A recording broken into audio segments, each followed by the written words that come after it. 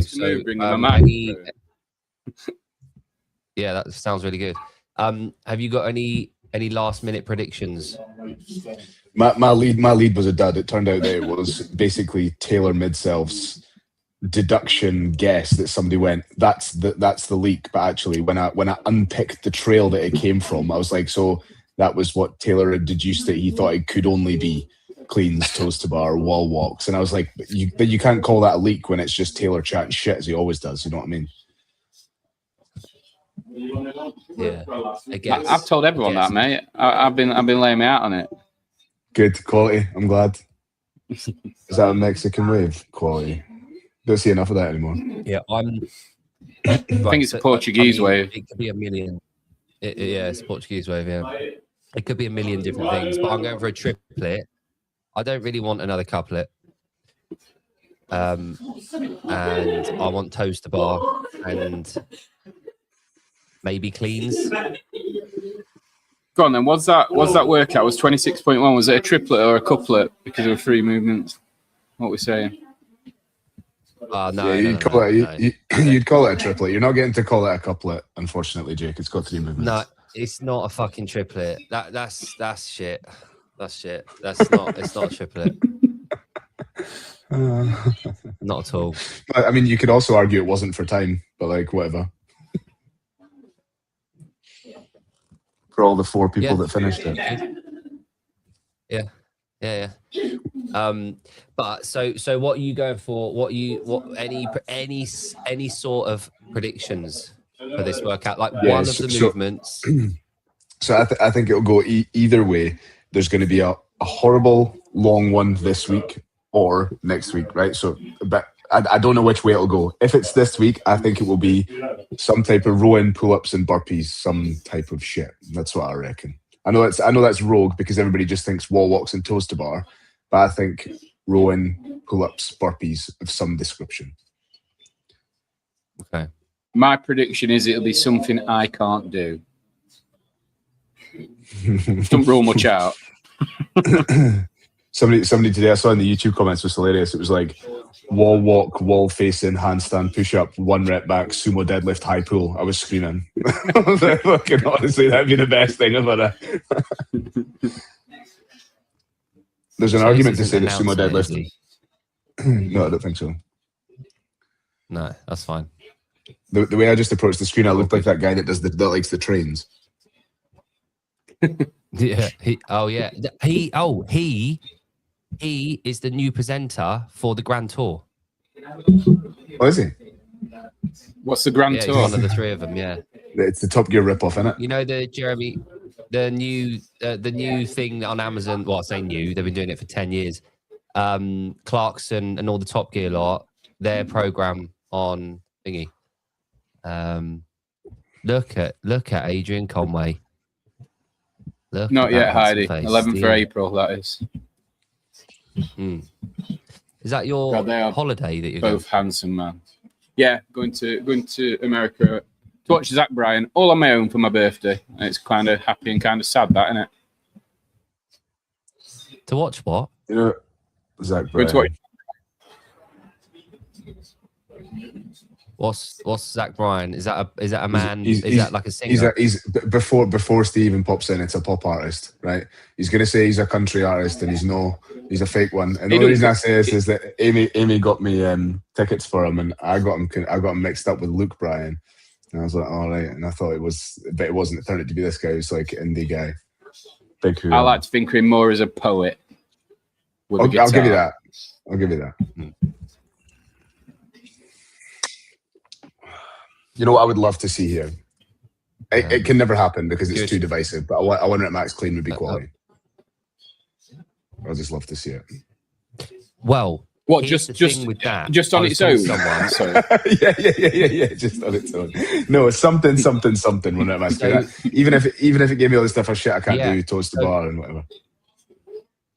So here's the caveat to me not wanting a couplet. I would put up with a couplet of for time or an AMRAP, and then 7-minute window for a heavy clean, like a 1RM clean.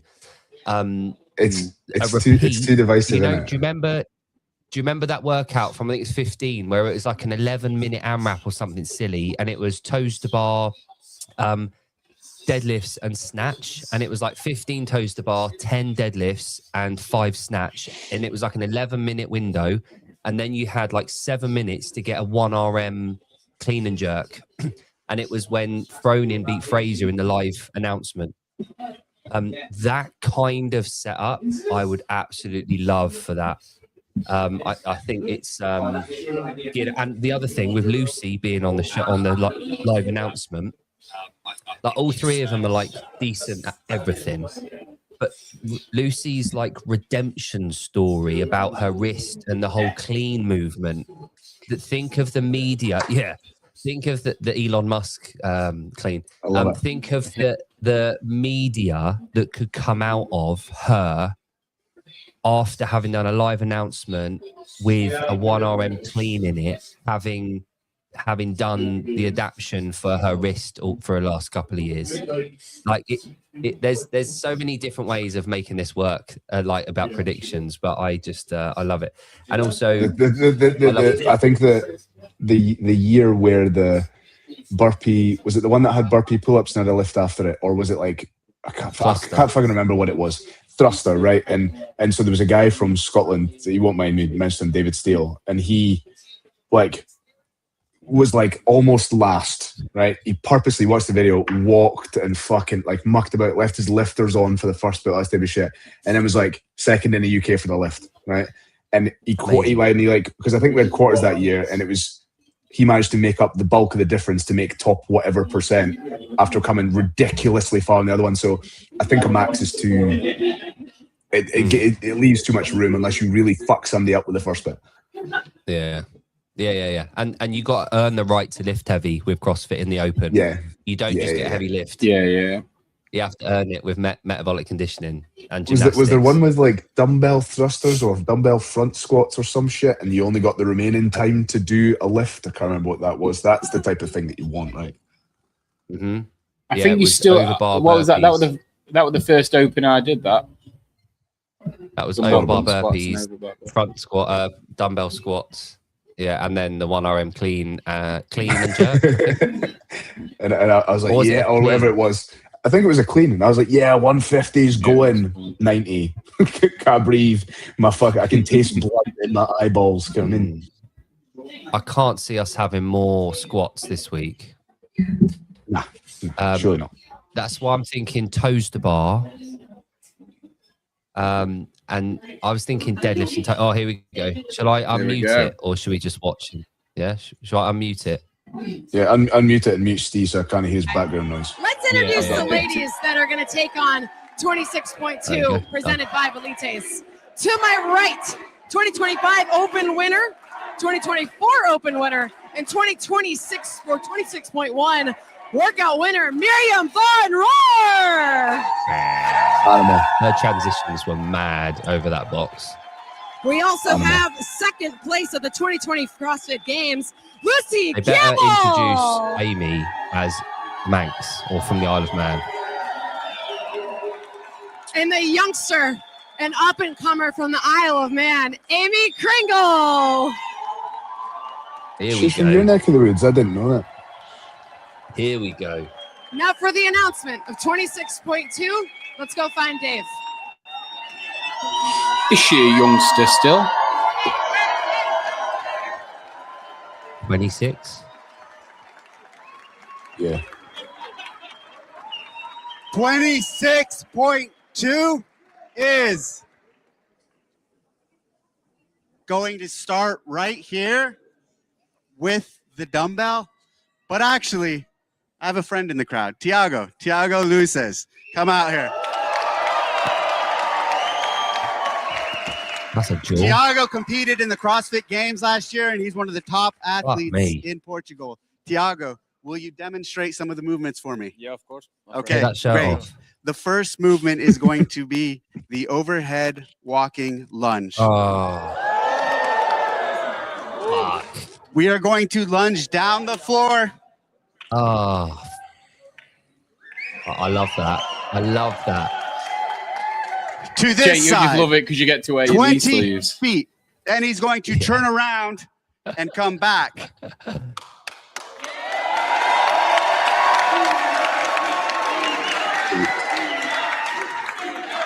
I do like an overhead lunge, but at this point, the athlete will then do it one more time, down and back for a total of 80 feet. Once he gets back, he's going to pick up the dumbbell and he's going to do 20 dumbbell snatches. Right, 80 and then 20. I like this workout so far. Once he finishes the 20 dumbbell snatches, we are going to come over here and not fall over. Toast to bar. And he is going to do 20 pull-ups. Fuck, I hate this workout. Did you say chest to bar pull-ups? No.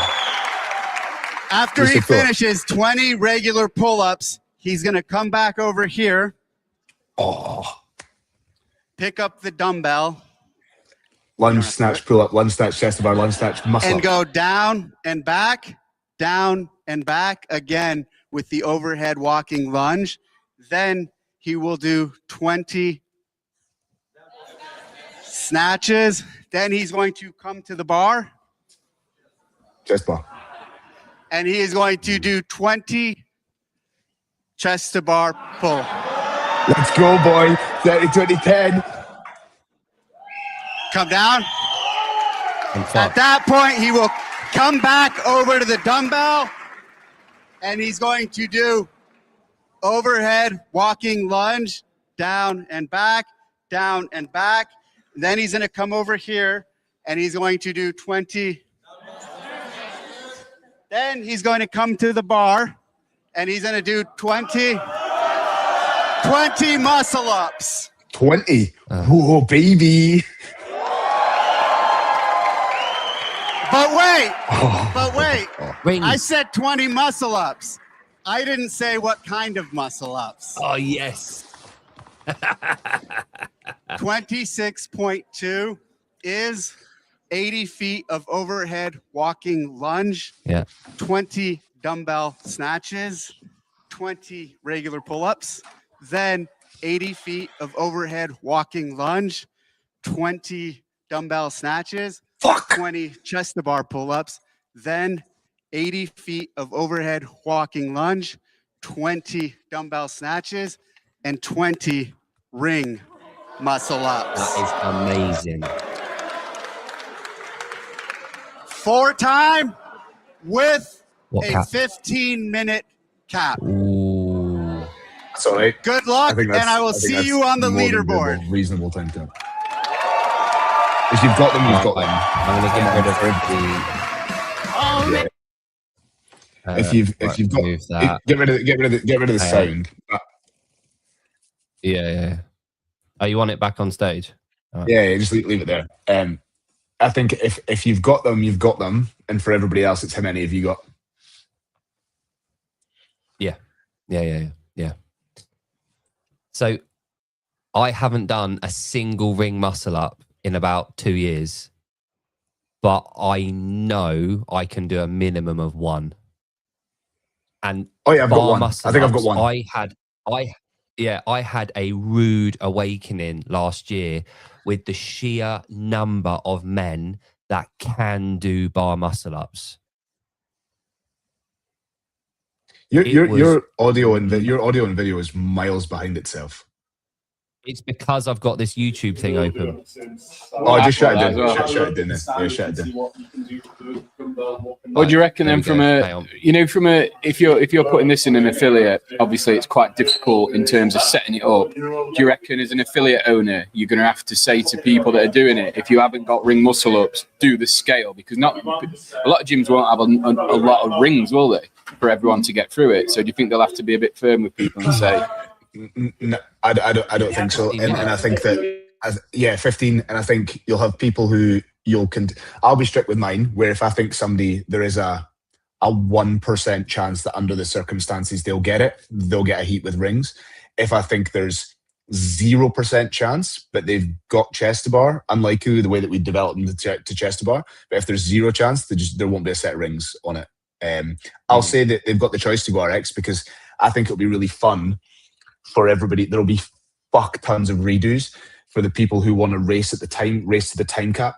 Yeah. Right. So that as long as there's a split at the end of the, I reckon where it'll be. If it's smart, it'll be at the end of the snatches, right? I wouldn't imagine, but if it's thought through, they would have put it at the end of the snatches. And so that race, you could do that so many times over the weekend if you wanted to. You could do six times by the time you get there and get a faster time, right?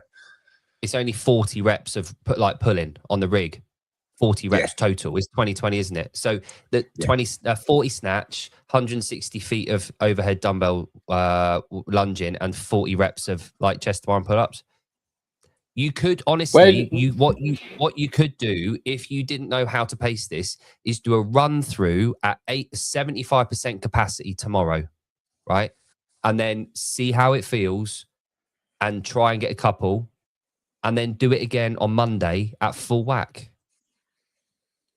Where do you stand on, I don't want to say letting people try to get a ring muscle up that maybe have not done the progressions, because that's a bit more dangerous than a bar muscle up, isn't it, in terms of injuries and things like that? Do you encourage people to try as an affiliate owner, as coaches, or do you just say, look, it's not the time, don't bother? It is the time. For me personally, it is the only time of the year where they can try, and I can't tell them no. I can advise, but I'm their judge.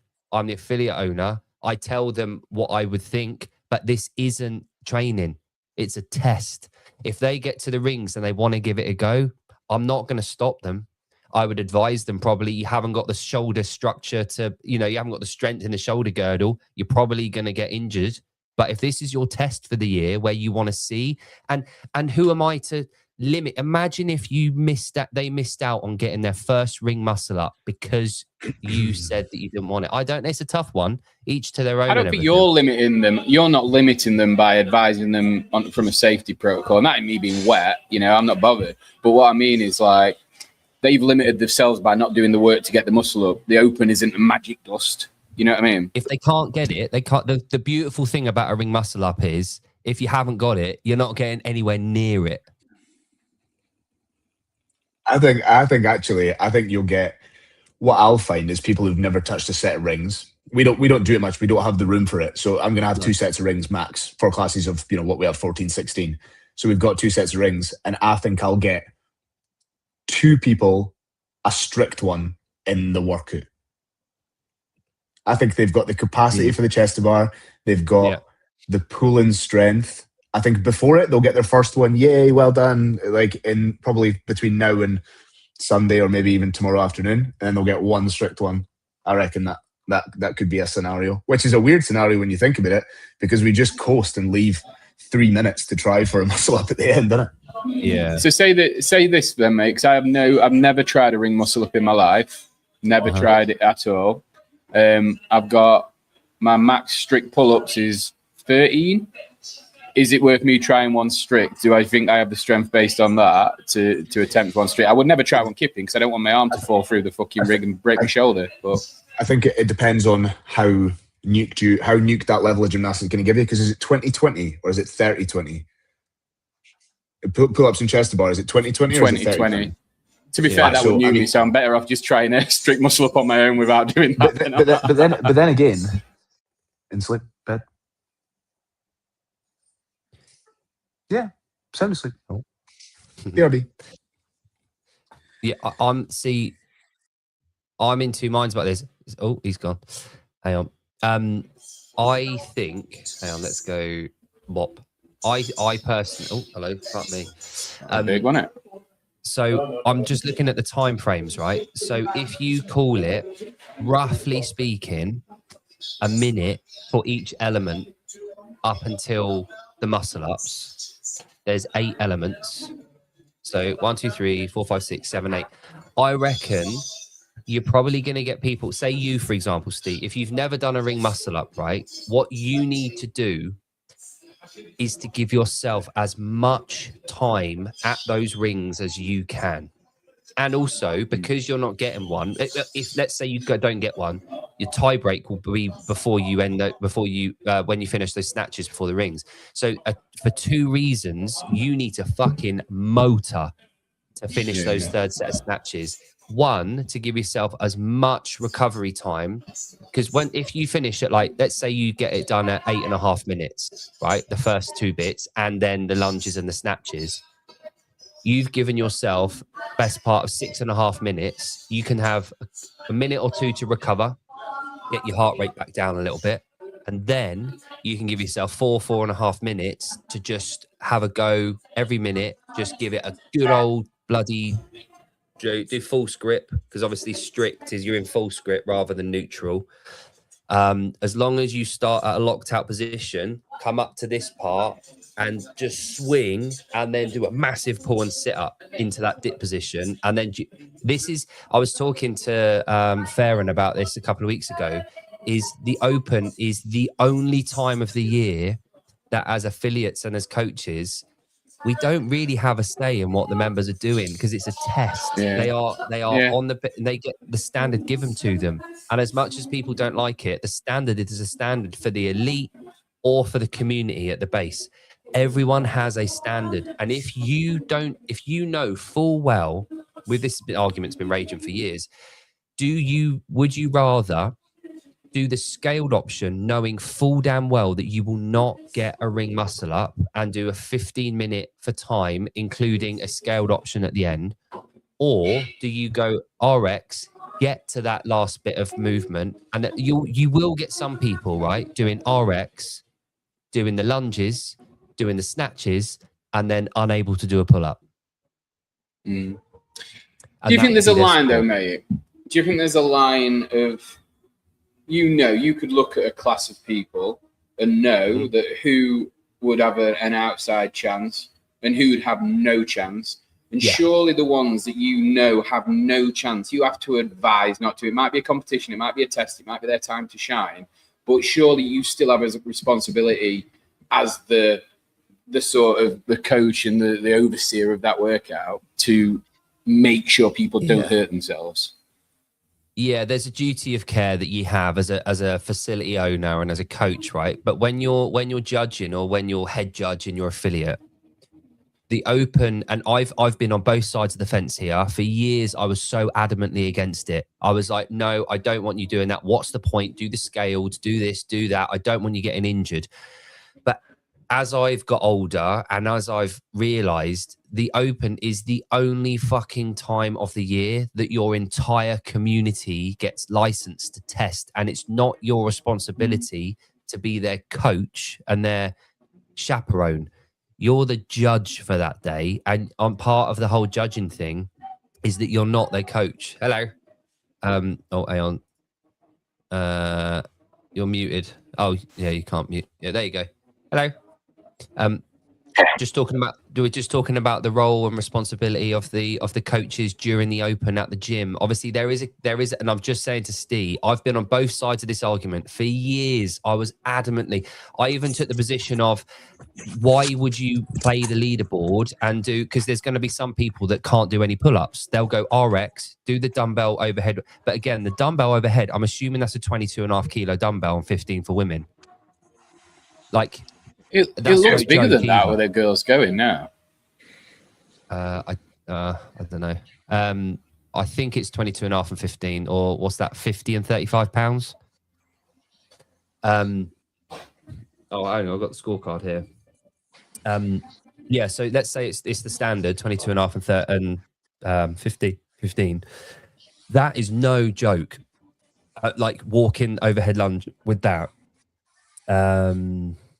Yeah, 35 pound for women, 50 for men. So 22.5 and 15.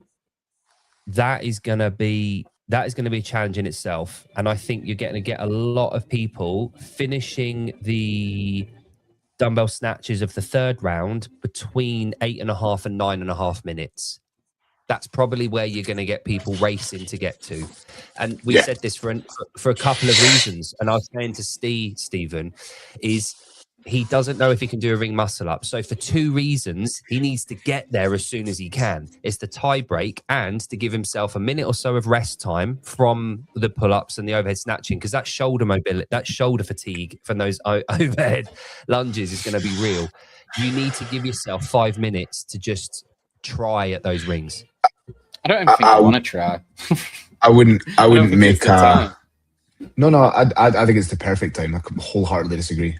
But I wouldn't go in on a wing and a prayer. So like if I've got people tomorrow that I think are probably close, I will, and I know Jake, depending on what side you, like you say, you sit on this, but I will coach the muscle up, see how close they probably are. There are people I could pick from a crowd and say, I could get you one in 5 seconds. And then there are people where with a bit of a push, you can kind of see with some pointers, like your biggest limiter is going to be if you can't false grip, which is like 50-50. Some people can, some people can't. If they've got a huge kip, so they're very efficient in bar muscle ups. What are your bar muscle ups like? Shit. Steve? But you've got them. Yeah, well, I've got like 1 or 2. Yeah, I don't practice the skill. I've done them before, like, and then just done them without practicing, if you know what I mean. Because I have the which they look like shit though. So it probably means that you've got efficient enough power and leverage to be able to get up and over. So then I would say that, because if you can't false grip, then you need to have a powerful enough kip to be able to get enough momentum to go from here to here, because otherwise you get this massive big pull up and nothing happens. So I'm somebody who I can't hold a false grip. I don't know what's wrong with my hands. I physically can't, but I used to be able to do big sets of ring muscle ups. So I'll just hold from here, get a big enough kip to be able to just transition over. But I think if you look at it and see, okay, how close am I with a false grip? If I'm not a million miles away from a kipping one, and it's not, realistically, it's not going to look like what you see kipping ring muscle ups look like. It's going to look like a swing with a kick with your knees and then a pull in and whatever. But you can see pretty quickly when you are, whether you're close or not. And if somebody's quite close, I'd push them. And I'd do the opposite for what Jake said. I would not race there. I would coast there. I'd give a degree of confidence of how close you think they might be. If somebody's 80% of the way there, I'm going to say sandbag, because you're going to get one if it's going to be your first one in an open workout. But if it's somebody, you're going to get the people who are unlike you, who are like, I'm not that bothered. You're going to get people who are like, I think the open is going to do absolutely magic things for me, and I've never tried one before, and I'm going to get one in the open.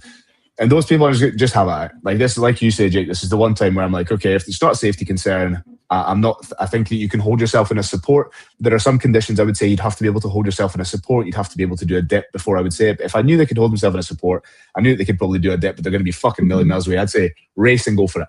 You know what I mean? Just have a shot.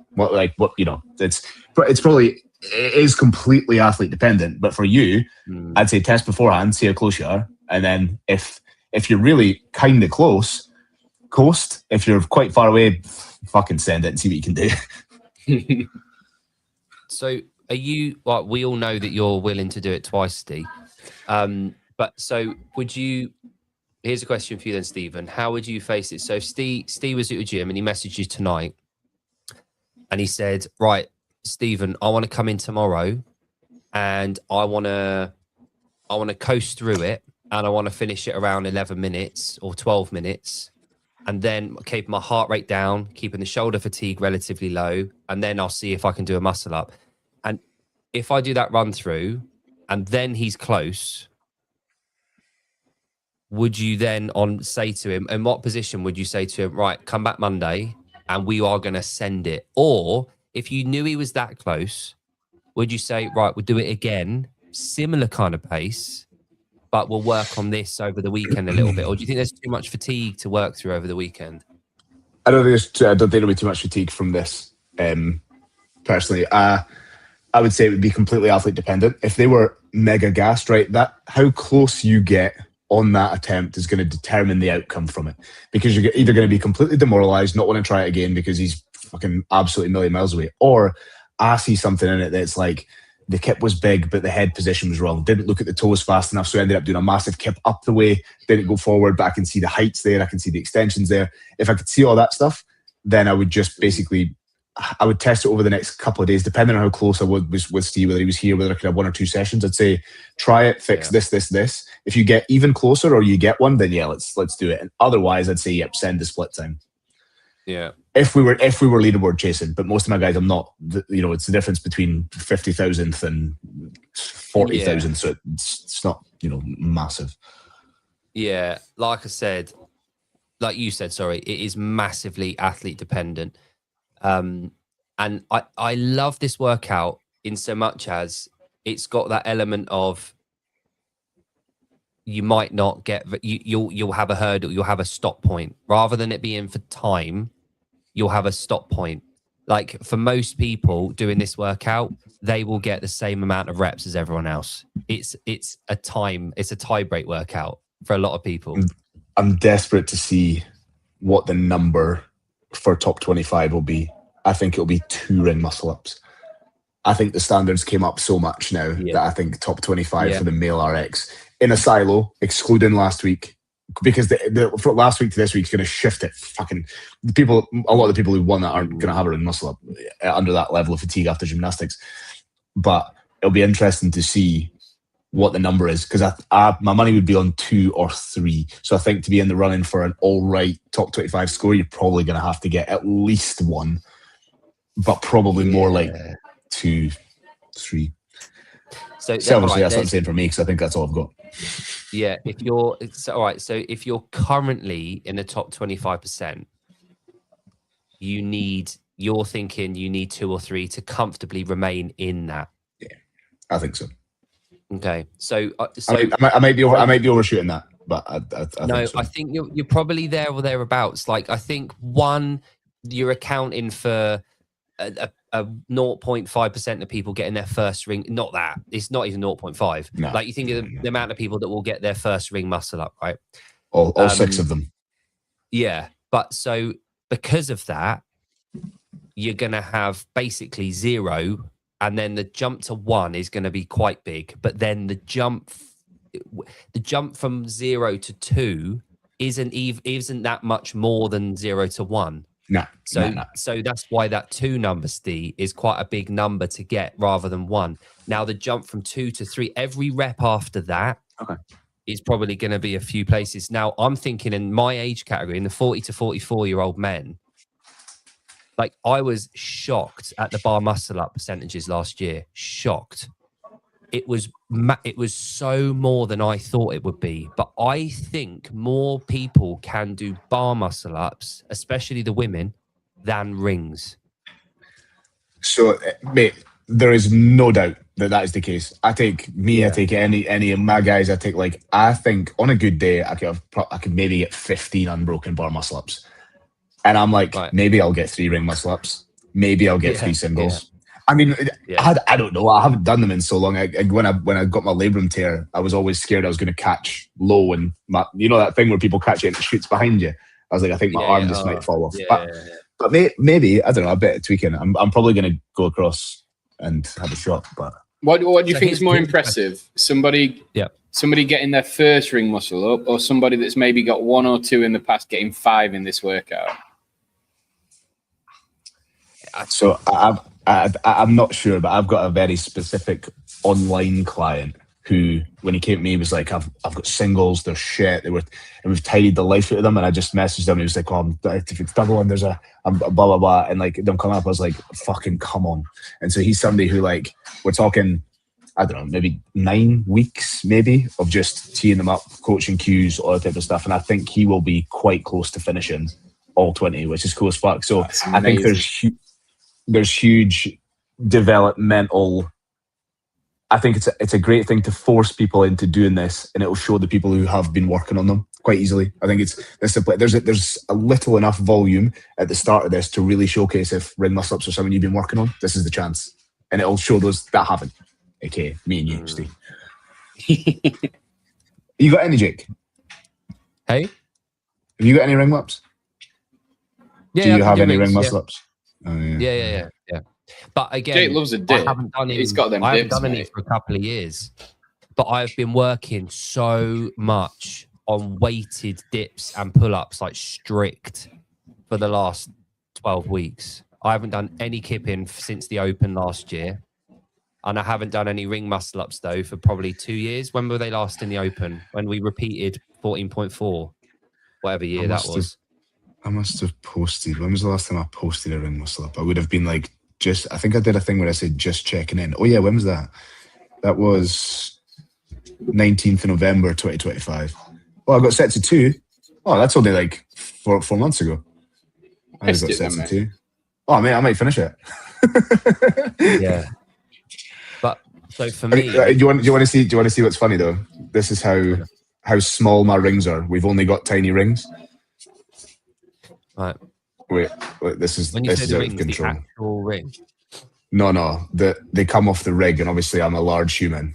So look at this. Oh, are you having to not use your hips because your feet are having to be tucked off the floor? Not. Oh well, yeah, basically. But even when I'm up at full extension. Oh, amazing. Headbutt. So when I fully extend, I have to extend and lean forward with my head to not hit it, and then come. And it means that when I'm trying to link them, I have to come back down and round because I can't go straight back the way. Yeah. But the same with the other coach in my gym. He's 6'3", something like that, 6'4". Okay. So what are your thoughts on this comment? Eric writes, garbage workout for the community as a whole. My thoughts on that initial thoughts would be it is a community thing, the Open. There are scales, but ultimately it's the first stage of qualification to the CrossFit Games. It's not about the community. It's about finding the people that need to progress to the next stage. So it's a competition at the end of the day. There's a scale there for a reason that includes a community. But as a rule, I don't think, if that's what the question was insinuating, I don't think it matters. So as good answer, as predicted, the scale for this is obviously the dumbbells down, but it goes jumping, pull-ups, chest to bar. So bear that in mind when we're talking about community. I think that's a good scale though, because those people that are at that level where they want to do jumping pull-ups and pull-ups, maybe getting a couple of chest to bar is their equivalent of someone getting a ring muscle up. So I would think there's a much bigger number of people that can't do pull-ups as opposed. I think the gap between being able to do pull-ups and chest to bar is much smaller and quicker to get to than for people to not do any and then getting pull-ups, generally speaking. So I think in the scaled thing, if you are doing scaled, it is a viable option. But then, it's always been this way. Like, and I would say to Eric, sorry, Stephen, I know I asked you. My question for you to be, Eric, I don't know how long you've been in CrossFit, but I remember before we had the scaled option, we didn't have a scaled option, and there was a ring muscle up workout in the Open. And you would get your members, they'd signed up, they would get to the part where there's rings and they would just stand there looking at them for the rest of the workout because they had no other option than the workout. Mate, I think Eric's a high roxer that got sucked into last week and now he's just upset. So that's an interesting thing to think about as well. How many high roxers signed up for the Open? I say high roxers. People that do more high rocks and cardio conditioning that got, pulled in to sign up for the Open because they knew they would do well in this workout. And then this week they look at it. How many people are going to sign up for CrossFit at the affiliates, having tried this workout, realize they can't do the gymnastics as well as we do, and then think, oh, a CrossFit gym will allow me to progress this? Do you think there's any? Zilch. None. Zero. I think the opposite. I think you could have had people on the fence. And if it had been, it never would have been heavy power clean with the snatches, overhead lunges, arguably not going to be able to move it too heavy. I think if you've done that, but this isn't a sales pitch. This isn't an ego fluff. This isn't, It's none of that stuff. This is not what this is for. And I love this being put back in because this, CrossFit's ethos of, this is Forge and Elite Fitness. This is like Steve says, first part to the games. This is you're still getting the community element. You remove ego from the whole thing. What do? You go in, let's say, foundations isn't an option for me. Well, why not?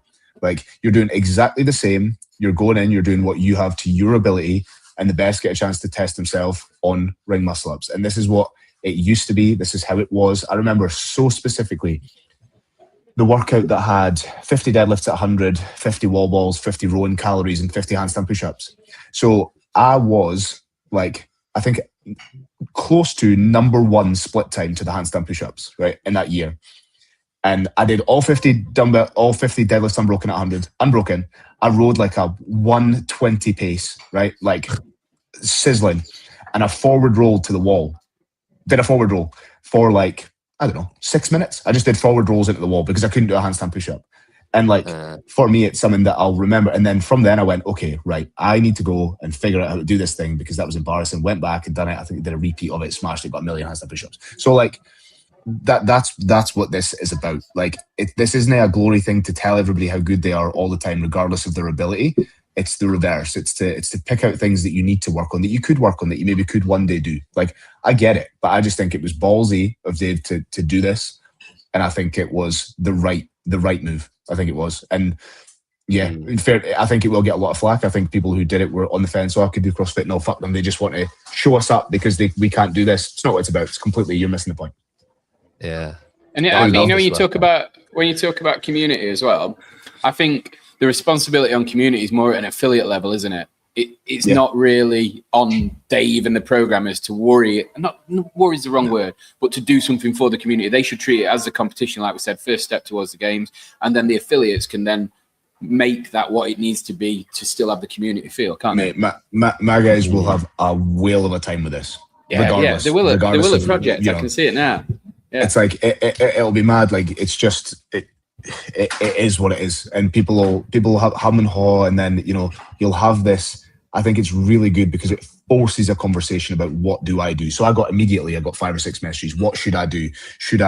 I'm close to a chest to bar. Should I get further in the scaled workout, or should I try and get my first couple and put a score on for RX and stuff? And it forces those conversations, but otherwise you're never going to have that conversation. You're just going to let them do it. You get to find out more about someone's, not even ego, because that sounds negative. You get to find more about where they think they sit within the ecosystem that is CrossFit. You figure out what they care about, what they want. Like, if somebody comes to me and says, oh, I would have, if I say to you, what did you want? If you showed this up and this came up, what would your ideal reaction have been?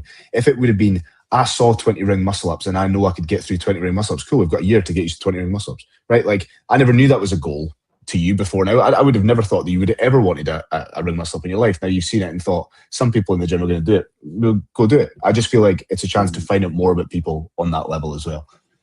But I think not more about it is me. Yeah. Like, this week there's been discussion around, like, did you see Mayhem's video in response to Hiller and all that crap? Yeah. Where do you draw the line? Yeah, like, that's the thing. If you don't have a line, you don't have a line. If you don't have a standard, you don't have a standard. And I said this to my kid who's 8, who is going to do the workout on the weekend. She did the Warble one, and even she knows, if you allow shit to happen, you allow everything. The floodgates are open, right? And the beautiful thing about the open, right? The beautiful thing about the open is that us 3 are on the same fucking playing field as Harry Lightfoot, as Guy Malheiros, as Rich Froning. We're doing the same damn thing as the superstars of our like thing, a sport, right? We get to do the same thing, but we are held to the same account and standard as the same thing as they are. And if you let it slip, if you only focus on the elites and you don't focus on the rest of the community, you are therefore saying that they matter more than us, because you're holding them to account. And any coach that works at the gym knows this. You hold the gym members and the community members to the same account that you do. Obviously, caveats here. If Deborah has got a broken leg, you're not going to get her doing full depth wall balls. I appreciate that, right? But, well, yeah, lazy. But what I mean is, if you've got a healthy, fully able-bodied human doing the open, and they are a community member, and you've got Kringle in the lane next to them, they are both hitting the same standard. And that is the beautiful thing about what we've got. We get to have a standard. Name me any other fucking mass event on earth with our numbers where everyone is held to the same standard. It's beautiful. And we love it for that. And to say to people, oh, do you know what? Don't worry. We won't hold you to the same standard as everyone else. You get to do what you want. What are you telling that person? What are you telling that person? My video on that, the 100 squats thing, summed it up perfectly. And I think it turns anyone, and it's a big, bold claim, but I think anyone who doesn't hold a standard and promises that they're doing what people are paying them for as a snake oil salesman, and I stand by that, because how prove it to me, prove it, or feel, prove it. I don't know, like fine, that's your thing, and people will of course get fitter, and they of course will get stronger. But my question is, by how much? And is it worth the money that you paid? And I think for those that sort of moan about that, or like get upset when they get no rep, or you got to understand, when you enter a competition, you are making a commitment to uphold those standards yourself, aren't you? So like you said, if you let one thing slip, everything slips. I would love to, but don't tease me. But you said it. The first thing you said, Stephen, was right. Where did you draw the line? Yeah, like you've got to have a line. Like, and so, you know, I loved Hiller's reference, because he put the one where Fraser missed that lift and would have beat Fronin in the clean and jerk thing, but he didn't look it out. He says, "Well, he won it." If you say it counts, well, just let him have it. Well, okay, cool. It is the same as letting 120,000th person on the leaderboard have their wobbles. It's the same. There is no difference. And it can't be one without the other, because one doesn't exist without the other. Here's a question for you guys, and I guess, like, do you think that the true people that really are doing CrossFit and appreciate the methodology and all that stuff for the right reasons, they want to be no rep, don't they? At whatever standard. I want to be no reps, and I'm at this low level where I've got no skills. But if I'm doing a workout, I want to be no rep, because I want to be the best I can be. And I think that anybody that is offended by the premise of being no rep, they've just got an issue that they need to solve internally for me. The elites just keep moving. If they're no repped, they just keep moving. They wait to get told to move on. It's part of the sport. They skirt the border, they skirt the line between rep and no rep so closely that they expect to be no rep at certain stages, but they keep moving. It's the same as, in a corporation, in the middle management, the middle managers, the like punching down a lot, and then they want to be like the directors. The directors are the guys that just are the men and women that turn up in like a Volkswagen Beetle, and they just enjoy their time, and they're hardworking and they're relaxed. And then you get the workers like us who are down the bottom, and we're like chilling and we're working hard and we're good people. And then you get that middle management that are like they are the type of people at your gym that won't like getting no rep. Yeah, they don't. Yeah, like they want a local scaled comp, so they think they're better than everybody else, and now they don't like being no rep. Here's the thing: you wouldn't have big corporations without middle management. We need those people in our gyms. We need those type of people in our gyms. We need the people that don't like to be no rep, but maybe nicer. Kindness is a real punk rock in it. Yeah. So, and here's the thing: it's kind. The whole cruel to be kind thing. It's kind to no rep people. You're doing them a kindness, as long as it's true. You can't just no rep people because you hate them and you don't want them to rep. But if you see someone doing wall balls and it's shit, it's a kindness in today's social media world to say no rep, because if you let them get away with it and then their video goes online, what's going to happen? You're doing them a kindness. And also, why do we have a standard? Steve and also, like you say, what if they don't know? They might think that they're hitting the standard unless you tell them. I think, like to Henrik's point, there's a way to tell them, and maybe that's not posting a video online of just some random person in a gym. That's shit. Yeah. That's the thing. And you would think me of all people would love that, right? But you'll notice I don't post videos of no reps or randoms, or maybe I send them in our chat. But I don't think that side of it fits with the ethos. Like, I know if somebody, and I mean this wholeheartedly, if somebody like Hiller did that to one of my members, I would show up on his doorstep within 5 seconds.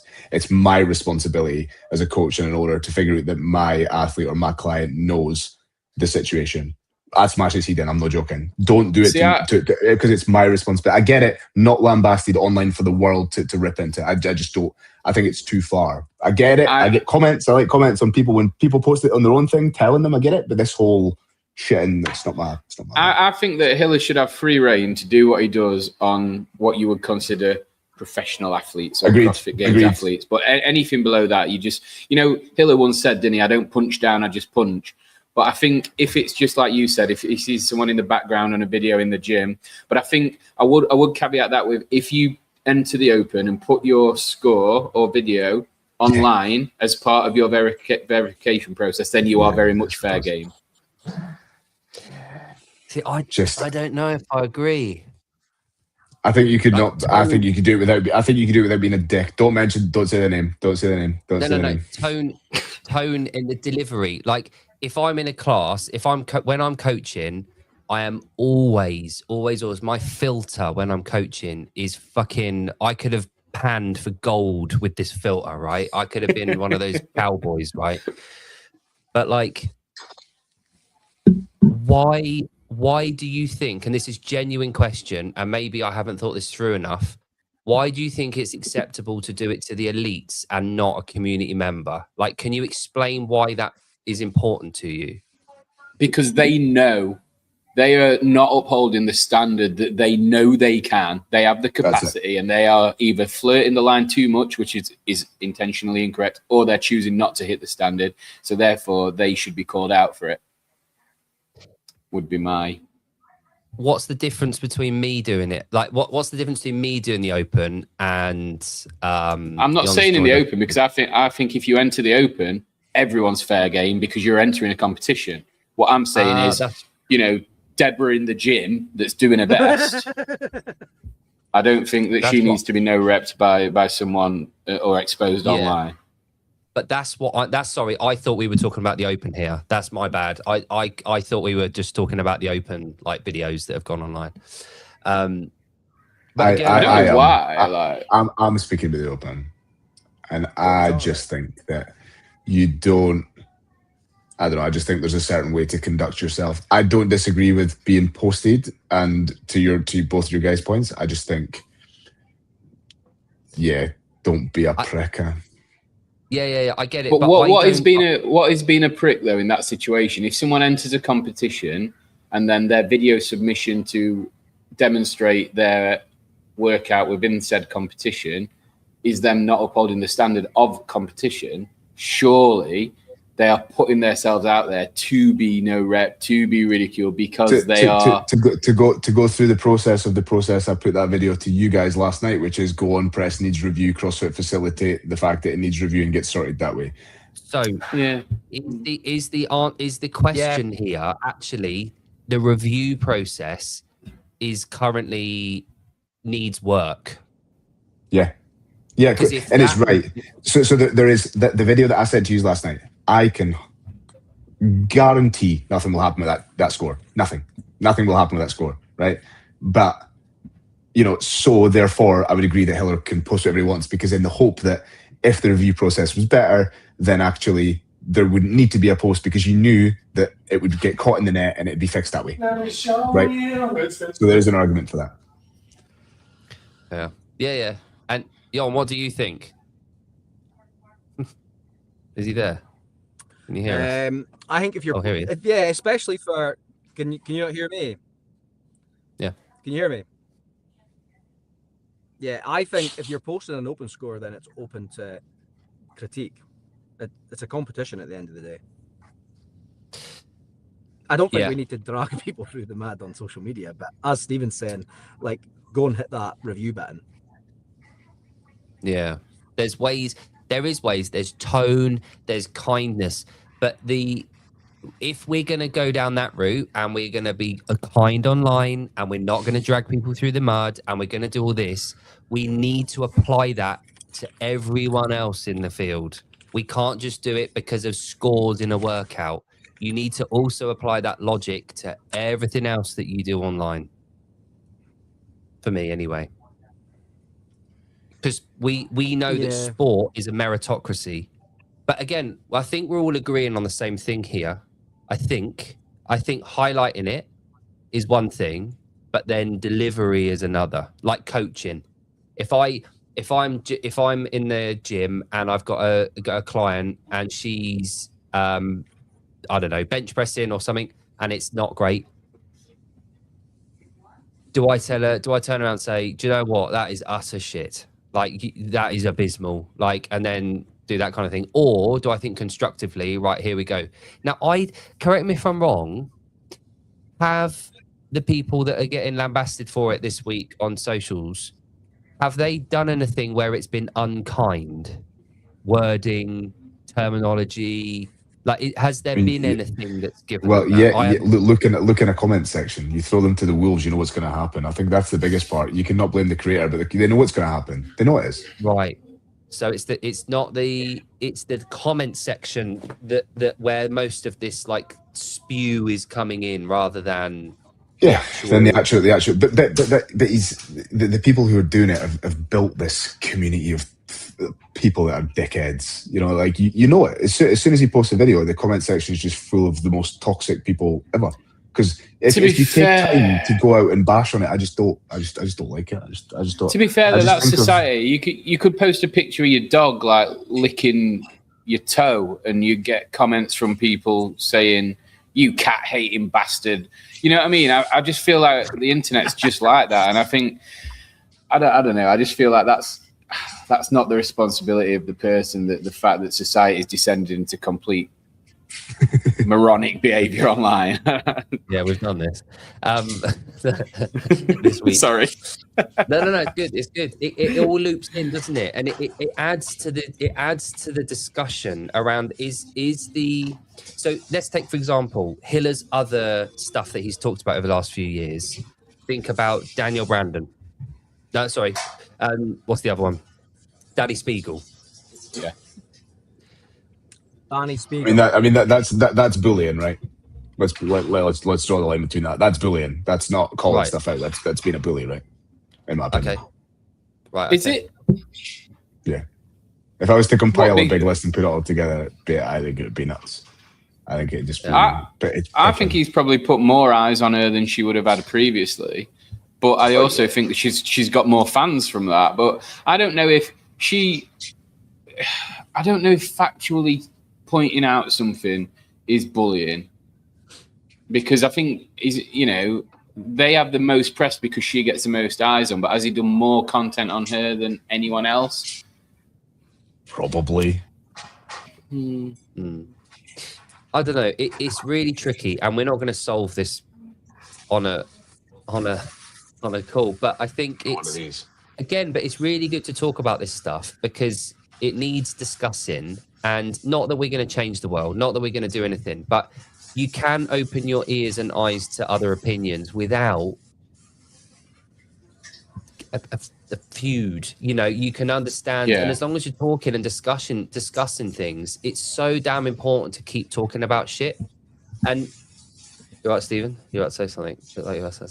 No, I need to bounce. I need to go and set up rings. Okay. It's my coach is saying that they've got the 6 a.m. and we have currently. This is how little we do rings. We have one set of rings up and we have no sheets printed. So I need to go set up rings for the 6 a.m. Oh, okay, cool. I don't even know where I have the sets of them or where they're going to go. Yeah, we will. So we're going to go figure that out before the 6 a.m. because I'm not going to the 6 a.m. Okay, cool. Right. I will catch you in a while. Thank you. Bye bye. Oh, I won't end the stream this time. Don't end the stream, please. Yeah, I was just about to say that. How do I exit myself? I'll remove you. There you go. You kick him, Jake. I was going to say you kick him. Yeah. As long as the feedback is positive, helpful, and helps on that. Yeah. So, and again, it all comes down to delivery, doesn't it? And what you're trying to achieve. So here's the thing for me, and I'm not talking about anyone specifically here at all. For me though,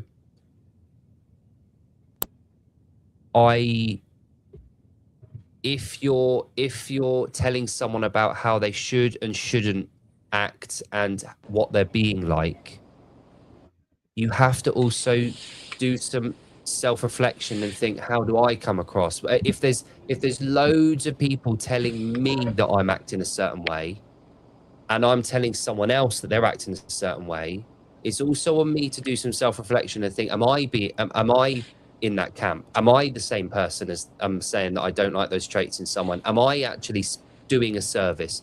Am I, as Henrik said, is my role in this positive, helpful, and helping? Like, am I doing that? I think you can learn a lot. And this week, watching, I'll be honest, I'm like you two. I haven't really got my finger on the pulse of all of the stuff. I get sent things, and Jon's gone. But like, I'm not really that fussed about all that kind of stuff. And I've said it all along. Like the whole the periphery stuff for me, this is all about the affiliates. It's all about the community. It's all about the coaching. It's about the rapport. It's about being on the gym floor. It's about the operations. It's about the systems. It's about being at the gym. For me, the sport is a lovely little addition and cherry on top to what we do, an essential addition and cherry on top. We can't not have it, right? But it cannot rule the roost. It cannot dictate what the affiliates are doing. It's the wrong way around. So in all of this, I keep having to remind myself, and this has been so apparent this week. Every time I'm at the gym, I'm thinking, I'm so glad to be here. I'm so glad to be around people that don't have a fucking clue about all the shit that goes with the additional stuff that goes with this kind of thing. Well, that's the same in anything that's massively participated in. You're going to get it, aren't you? But I'm the same as you, mate. Like, a slightly different way, because I wasn't thinking about it from a sort of the drama versus the community and the affiliate point of view. I'm at Method now, and I've been so excited all day, waiting to come up here, just knowing I'm going to spend time with Jamie and Shantz and see all the members take the workout on. It's just. Where else gives you that feeling? You know what I mean? Where you know you're just going to be welcomed by a bunch of people you barely know. It's just the best, isn't it? Yeah, nowhere. You literally find anywhere where you've got as hardworking communities from all corners of the community doing the same thing at the same time as hundreds of thousands of people in countries that you've never heard of. Yeah. That is nuts. It's the biggest participation event on earth. We've got that.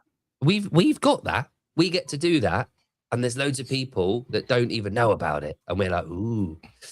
That's why I love it. It's so cool. And the drama. Imagine if High Rocks, every time there was a High Rocks race, the director stood at the entrance with 30,000 people and went, today's race is, and then announced the High Rocks. Like, different. That would get so much, like, how would that go down? We get that 3 times every year throughout February and March, and we love it. The drama around the clues, everything. Oh, it's just the best. I love this time of year. It's so cool. Even though I don't train for the Open very well, I always get fat and overweight in February, and then I'm rubbish. Stick to what you believe in. You're awesome. Proud. We're proud of you as well, Henrik. Proud to be 100%. What Henrik's building and the way he carries himself is just incredible bloke. Incredible family. Yeah. Awesome. We do love Dave because we're sentimental. I've still got it somewhere. The Dave Castro is a prick t-shirt from 2016, 2017, whenever it was, when Josh Bridges, Dan Bailey and all that released just this run of t-shirts. We need that like role. We need the Antichrist. we need that character. We need that person that we despise because we know the pain that goes with seeing him. Every time a box member sees Dave Castro, immediately following that is pain. The best thing about Dave for me, though, you know, like what I love about him, mate, he's just so honest, isn't he? I always feel like he's completely honest. You know, even when he's doing interviews and that, he never gives a political answer. He just straight up says, "I'm not talking about that." And I just like that kind of that vibe. And like you said, he brings the pain, but like, he's Well, you know what you said about Goggins when we were talking the other day. Castro's had that effect on me as well a little bit. So when his interviews with Sevi over the years, when he's just on the couch, he goes, "Next question," not answering that. Yeah. Like, you very rarely see that from anyone. Like, they're very few and far between. I can't name many people that go, "I'm not answering that next question," and they mean it.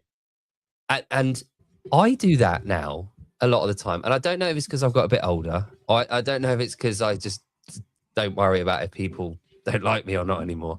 But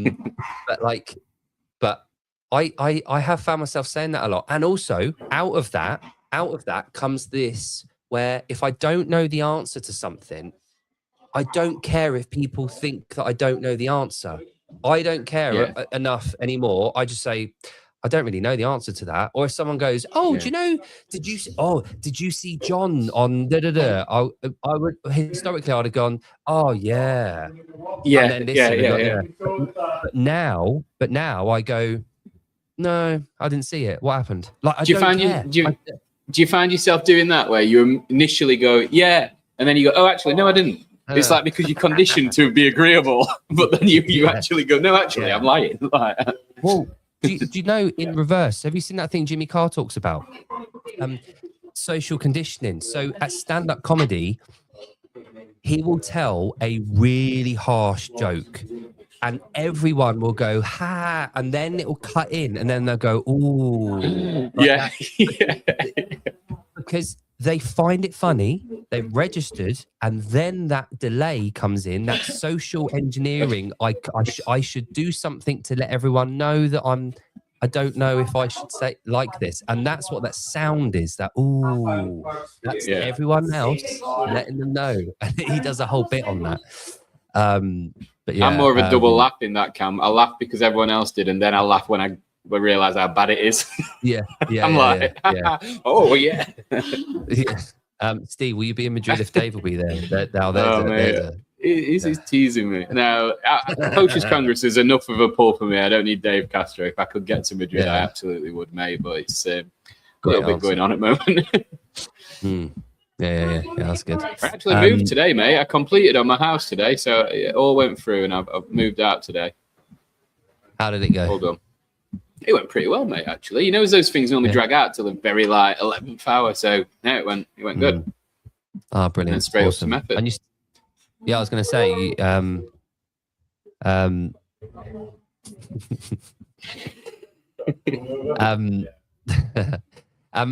how far is it from you to Newcastle? About 2.5. 2.5 hours. So it's not bad. I was saying to the lads here, the good thing about it is because I drove the exact way last time, but I had another 2.5 hour on top to get to Glasgow, and it's the exact same route from where I am. So it actually felt like it was no distance after last week. You know what I mean? It felt like quite a nice drive. So it was good, mate. Are you staying up there tonight? Yeah, I'm staying tonight, and then we've got the Tri Nations all day tomorrow. So they're doing a really cool thing though. So what they've done, Shent's filmed a live reaction to the workout with 3 of their elites and coaches. And then they went and did the workout, and now they're going to do a voiceover analysing their immediate performance all tonight. So it's pretty cool what they do here. Oh, nice. Yeah, that's cool. That's really cool. So nice. They're all doing that now, mate. So I'm gonna probably have to bounce, mate, because it's gonna get a bit louder now. So you go. Enjoy yourself. Have fun. Have enjoy the fruit of your labour, sir. Well done on the move. But cheers, pal. I'm gonna see you later. See you in a bit. Yeah, thanks for that, mate. Bye. Bye.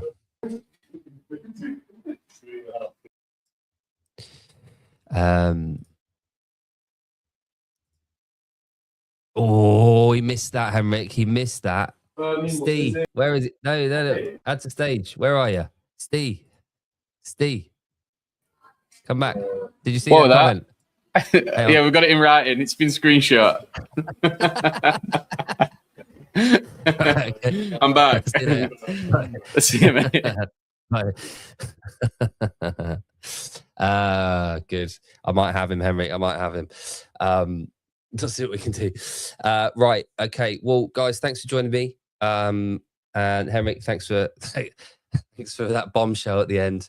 Heidi, thanks for joining us. And yeah, I will see you all. When are we on next? Stephen's on tomorrow with Behind the Barbell. And then Saturday, I am on Saturday morning with Base Show. Might have a guest on. Might be just me chatting rubbish. So join me then in the morning. I think at 11 a.m. GMT, so 12 C Central Europe. And then Sunday, Jon has got his big race. He's got like a loopy ultra man thing. So we're 6 p.m. GMT, 7 p.m. Central Europe. We'll be on talking about all things Jon. So thanks for joining us, guys. Hope you have a lovely point 2, and I will see you all very soon. Bye for now.